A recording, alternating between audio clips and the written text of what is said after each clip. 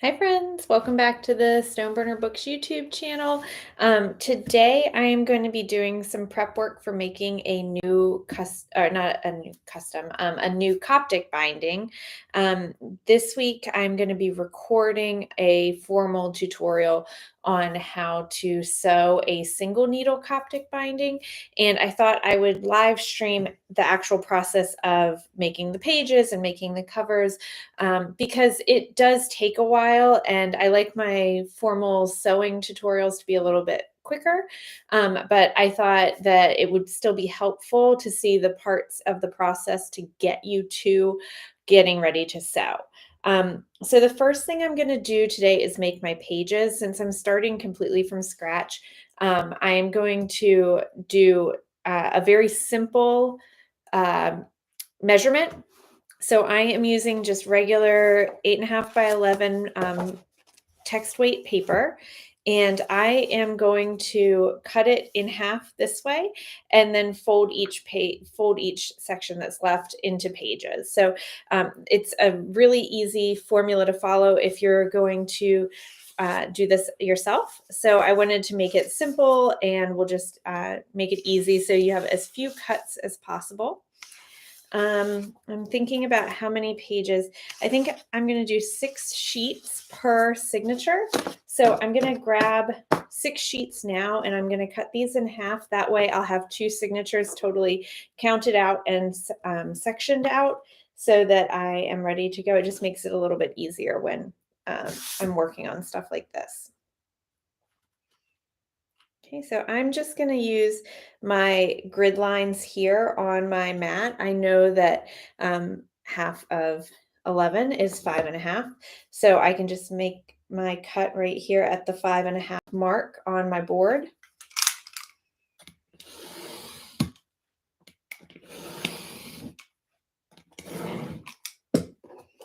Okay, so then there's 1 signature and 2 signatures all set and ready. So I'm just going to do that a couple more times. I think my book is going to have 6 signatures. I like that number because it gives you enough thickness so that it feels like a normal size book. It also gives enough thickness for the signatures and the stitches to really form and look nice.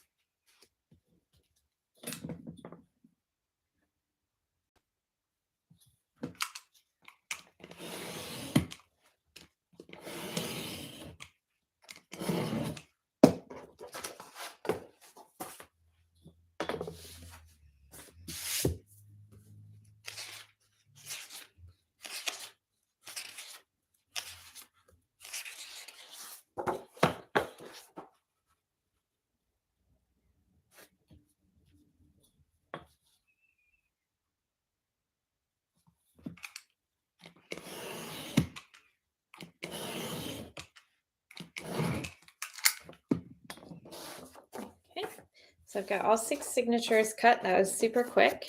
That's why I like using these general guidelines. I'm going to get that paper out of the way, and then I can start folding these.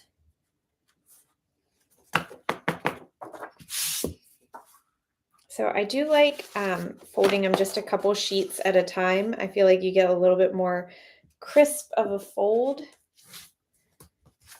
So I'm just breaking these signatures out into a couple sections.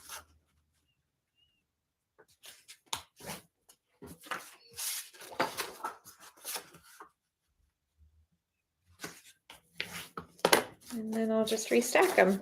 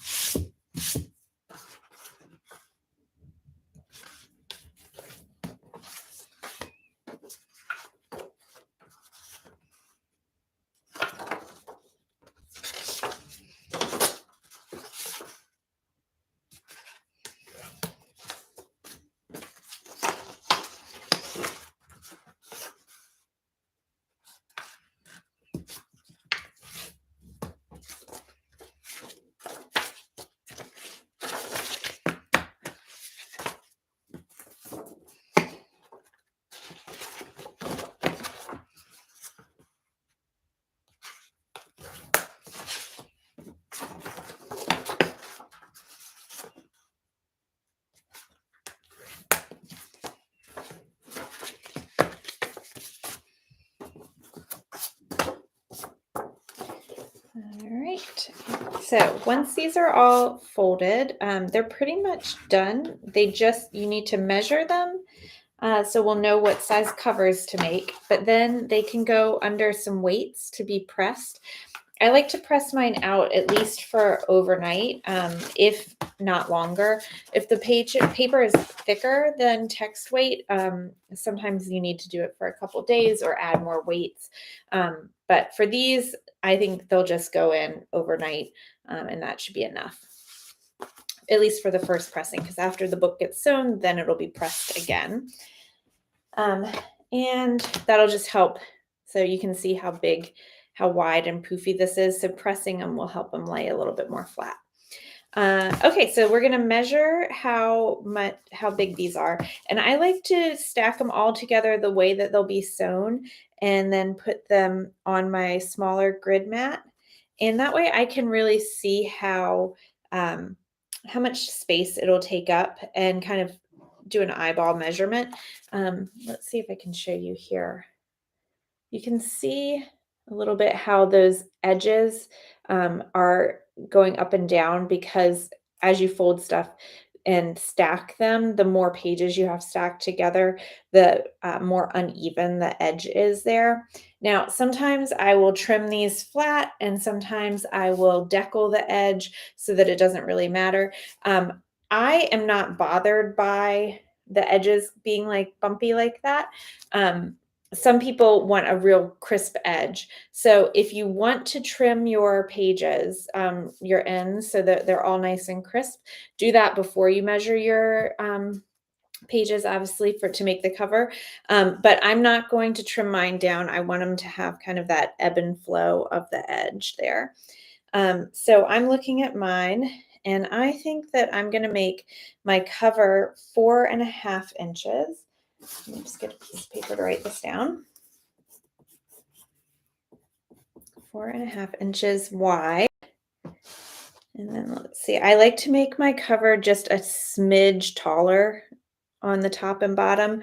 And these are measuring right at 5.5. So I think if I make my cover 5.1/8 inch tall, that'll give me just enough to go on either side, but not have a whole lot of overhang. Okay, so I'm going to set these aside. They will go in to be pressed, and I'm going to grab a piece of bookboard, and I'm sure I have some scrap around here, so let me get a piece of that.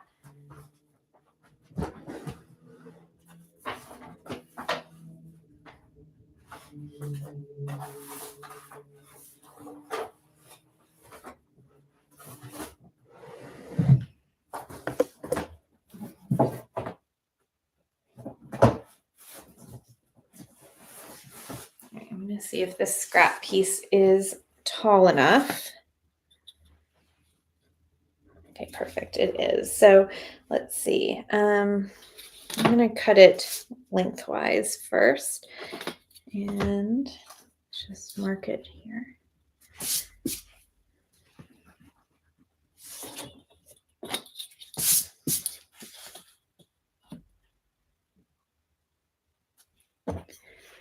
Okay, so I'm just going to mark off how wide my cover is going to be, and I'm going to trim that down, and then I'll make the height cut, just because it's a little bit easier to work that way.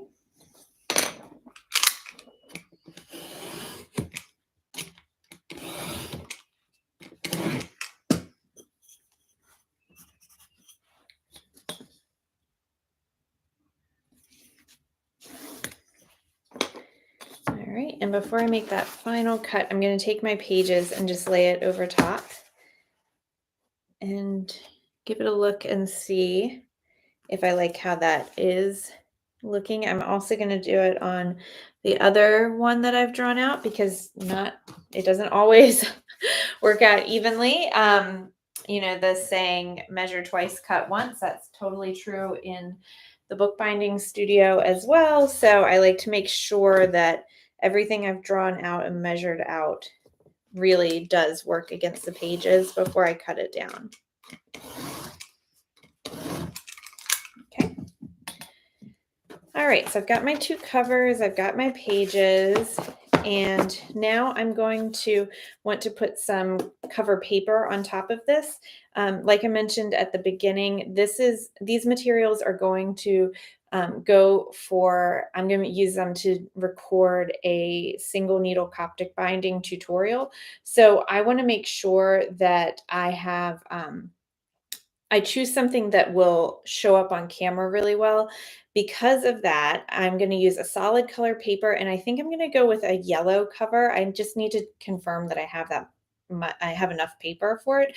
But I think yellow, and that way I can do a darker thread and the contrast will look better on camera. So let me go grab my paper.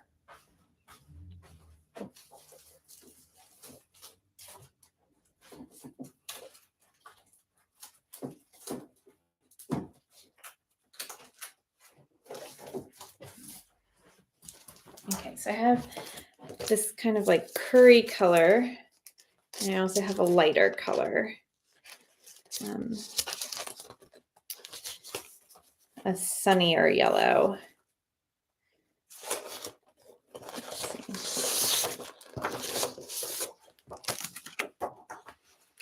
So before I cut this down, I want to make sure that the thread that I might want to use, like I have a good thread to go with this yellow.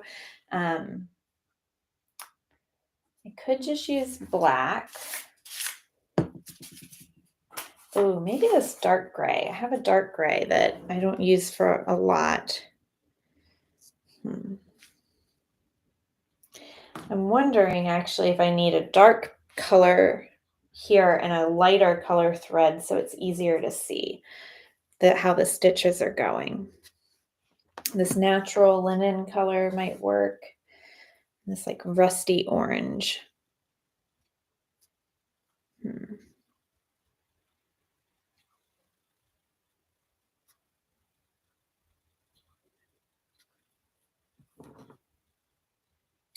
I think I'm going to go with a natural linen, and I brought the blue over, but I actually think I'm going to go with this green color that I have of paper. Hold on.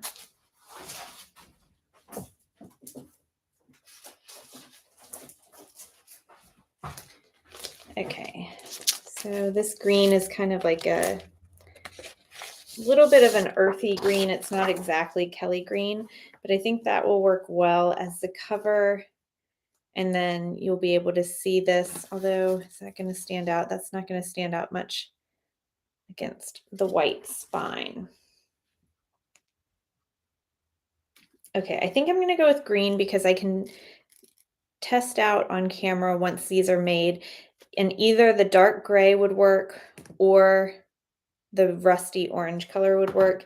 And this would work, but I just don't think it's going to show up very well against the white pages. So we're going to go with the green color here, and I'll set these all aside. Because even though this is just a sample book that I'm doing, I still want it to kind of feel like my design aesthetic as well. So let me test the grain. Okay, this is grain long, so I'm probably gonna need 2 pieces. All right, and my cover is 4.5. So I want to make my cover paper a 1/2 inch bigger on every side. So that means that it's going to be 5.5 inches across and 6 1/8 tall. And because this is grain long, I'm going to need a second sheet. And I might have scraps here that's going in a different direction. What's this? It's just a smidge too short.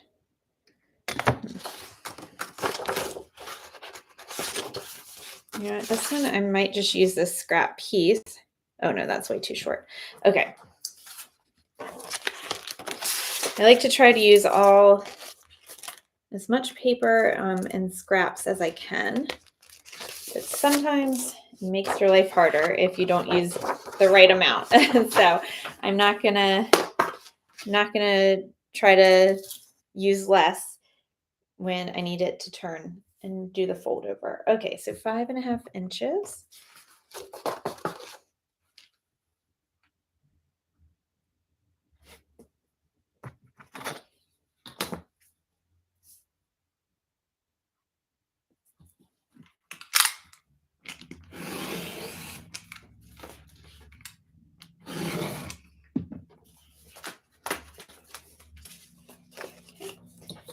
and then 6 and 8.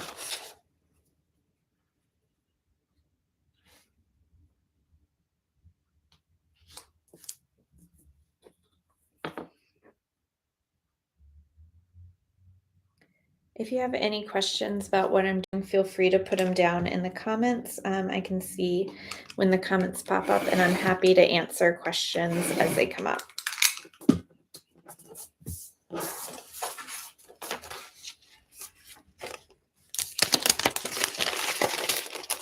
Okay, so let's just make sure that these, why is this still not looking right?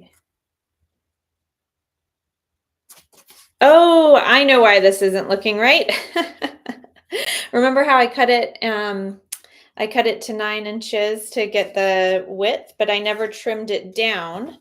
And so if you look, the covers are still a little bit too tall. And that's why I'm like, my numbers on my paper make sense, but it's not working to wrap it. So I need to trim my covers to 5 1/8 of an inch. This right now is 5 3/4 of an inch. That's why it wasn't looking right. Okay, so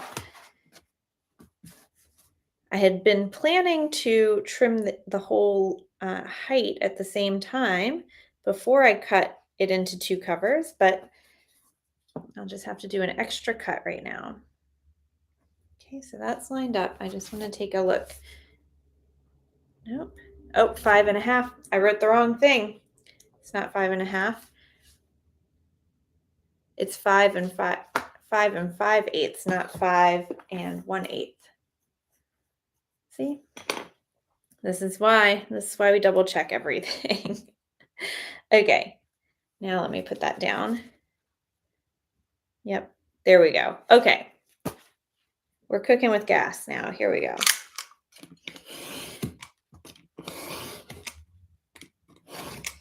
Which means that our paper that we just cut is going to be the wrong size now because we did it based on 5 1/8, not 5 5/8. See, it's like a little bit too short. I would not try to fold it because even though technically it probably will fold over and there'd be enough, I'm just not going to do it. I'd rather recut the paper to the right size and know that it's going to be easy to work with instead of just trying to make it work. I'll make a small book out of this. We'll use that for a cover, or, oh, you know what? I can use that for the end sheets inside. So we'll still use it and it'll be worthwhile, but we won't have to fidget with like a really short edge on the top and the bottom.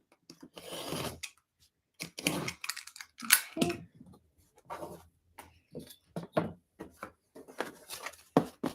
Okay, so there we go.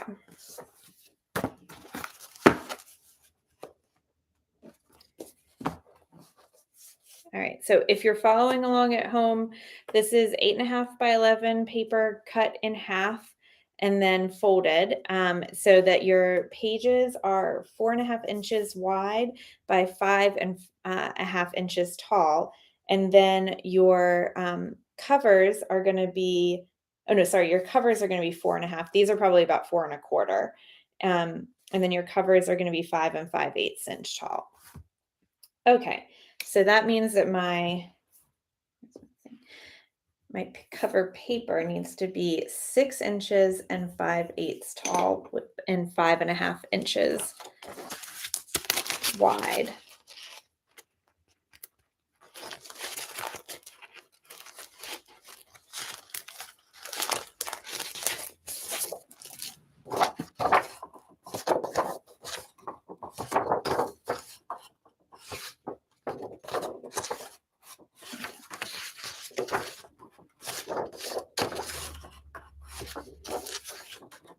This one really, it's hard to tell which way the grain is on this one. Usually it's pretty obvious, but I'm gonna just cut it tall like the last one because the last sheet was really obvious. So, all right, so 5.5.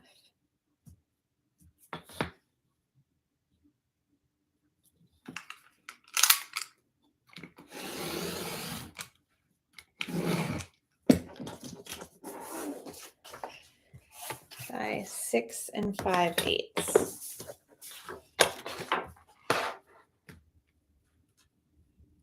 Okay.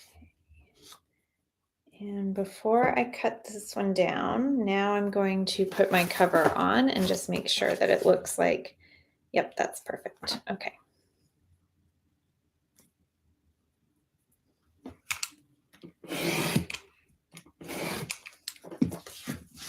Okay, so now I have my big pieces for my covers, and what I'm going to do is mark them for how the cover is going to lay out. I like to mark my covers with an F and a B at the top of the front and the back on the insides, and then I can keep everything straight. I mean, right now I'm just using plain colored paper, but a lot of times I'm using patterned paper or paper that has different designs on the front and the back, or the different pattern lays out a certain way on the front cover and on the back cover. I want to be mindful of which is the top way, which is the front or the back cover. So I like to mark everything so that I know, and I'll put a little B on the top of the cover paper on the inside as well.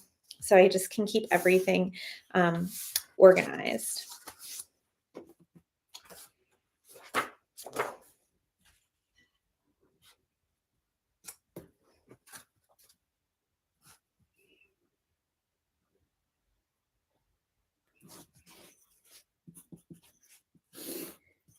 And I'm just drawing a little box around here so that when I put the glue on the cover paper, I'll know where the board should line up. And I snip off all the corners.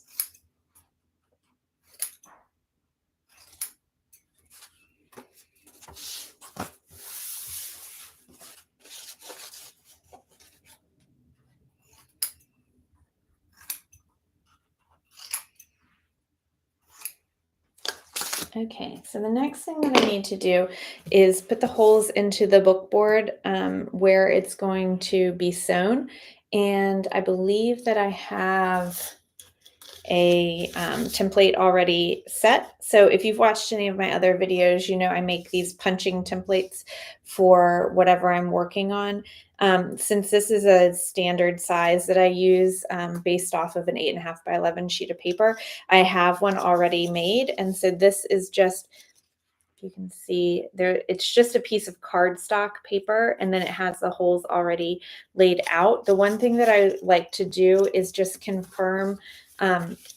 Sometimes I make these based on how tall the pages are, and sometimes I make them based on how tall the cover is. So every time I go back to use a new one, I just make sure that I lay out my cover, I line that all up, and then I line up my template with my pages.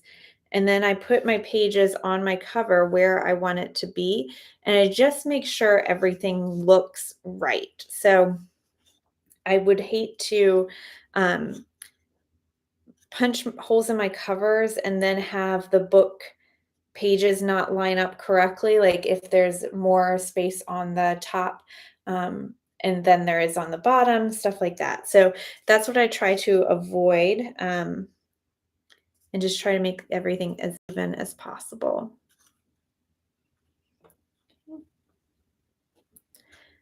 All right, so based on how I have everything lined up now, it looks good.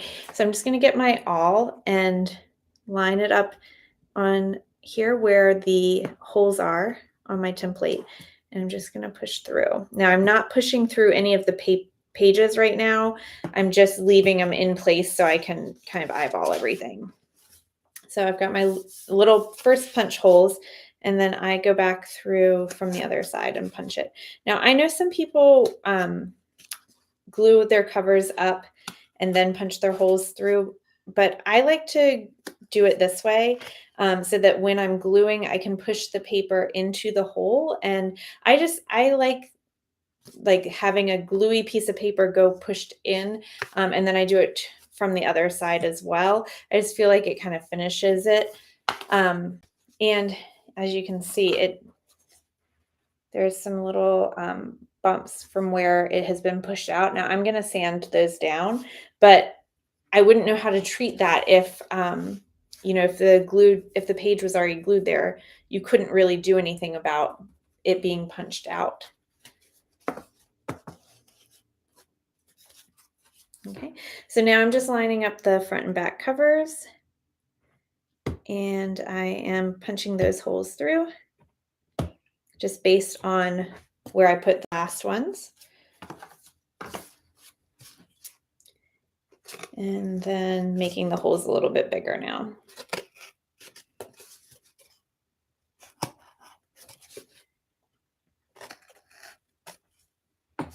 Okay. Now I have a little scrap piece of sandpaper, and I'm just using that to, sorry, I don't like doing it over top of my table. Let's see if I can kind of move this gently so you can see what I'm doing. I don't like doing it over top of my table because it gets so dusty. But all I'm doing is taking the sandpaper and getting those holes filed down some.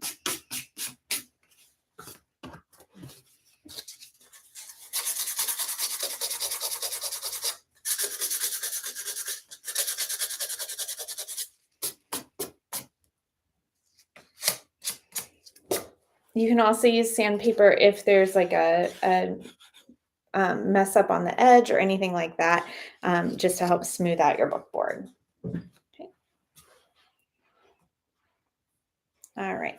So at this point, we need to make our end sheets, and I will cut them down from these other ones that we did. You know what? I think I'm going to do a contrasting color. I'll save these for another project, but I want to use a contrasting color so that you can see how big to make them. All right, let me I'm just going to grab a sheet of white paper. Okay, so this is just the same paper I used for my pages, and I'm going to use that. That way it'll be a nice and bright pop of color, or no color, bright contrast against the green, and it'll blend really nicely with that. So because the pages are 5.5 inches tall, I want my end sheets to also be 5.5 inches tall. And then I want to take a peek at this. If I do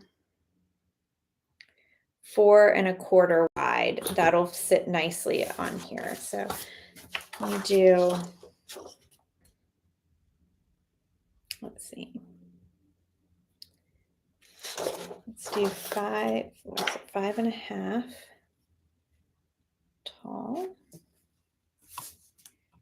and 4.25. I could actually, it's green this way, so I want to do 5.5 this way. Okay.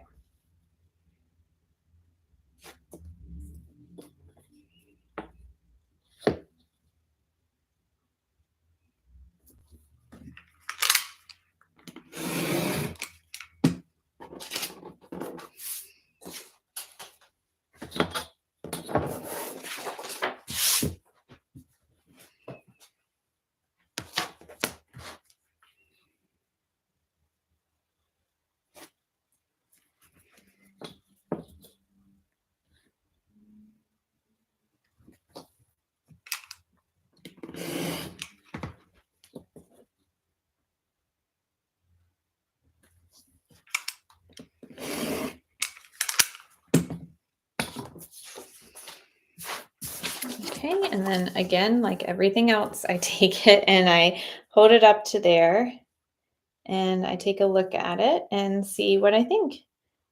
I like it. It doesn't have too much of a edge around it. I could probably make it a little bit skinnier, a little bit shorter, just to make it even side to side, but I think I'm going to leave it that way. It's the same height as the pages will be.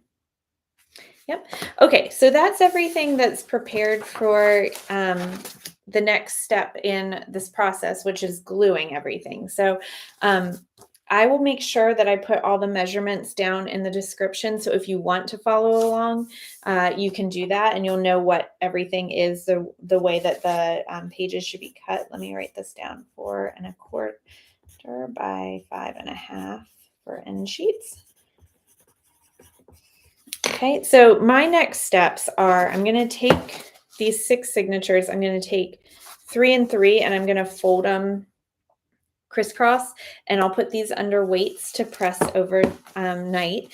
Then I will glue down this onto here and then do all my edges folding in, and then glue this as well, the end sheet on, and then put these in to press overnight as well. And so then when tomorrow morning, I'll have everything ready to go for recording my full tutorial on single needle Coptic. The only other part that I need to do is to punch the signatures with the holes for sewing, which I may actually do tonight and then go ahead and press them. That way it's just one more step out of the way. So I hope this was helpful. The full tutorial for single needle Coptic will be out next Friday, not just in 2 days, but a week and 2 days. So I hope you'll check it out. In the interim, I do have a video here on my channel that is like single needle Coptic versus multi-needle Coptic, what the differences are, as well as a full tutorial on how to do multiple needle Coptic binding. So I'll put those, I think I've already linked to those videos in the description, so you can check those out. And thank you so much for watching. I hope you enjoyed this. If you have any questions on the rewatch, feel free to put them in the comments below, and I will see you soon. Bye.